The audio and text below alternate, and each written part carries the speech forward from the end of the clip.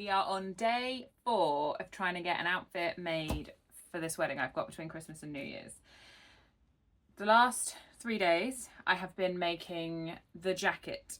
So now I'm gonna pause on the jacket because the jacket's mostly together. It just needs some little finishing bits done to it.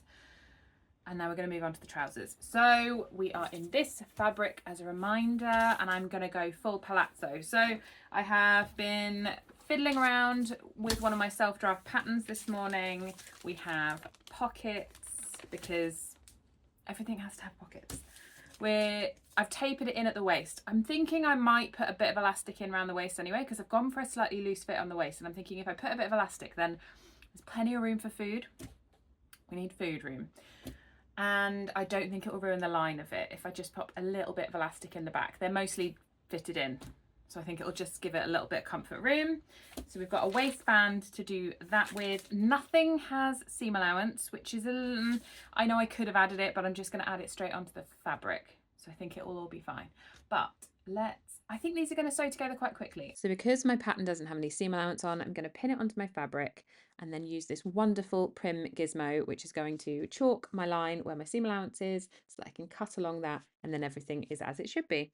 So everything is now cut out with my seam allowance added around the edge. As you saw, I have cut one of my pocket bags in this delicious lining because it's not going to be visible. So they're like an angled, like a bit more like a jeans pocket.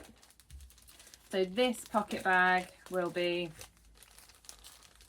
visible from the front, but this one will be fully on the inside. But you might get a little flash. And I've had a look in my zip basket, and I've got a bright pink zip, which I think will be very cool. So we're going to go with that. So I've got darts next, because I've got darts in the top of the front and the back to pull it all in. Then pockets, and then it's just gonna magically come together.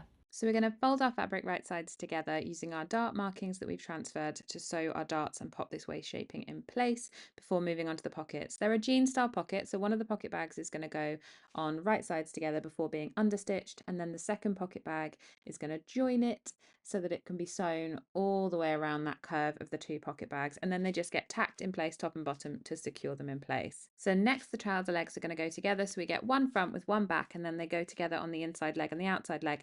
But this video is getting all a bit too long, so I think I'm gonna have to make another part B. Sorry.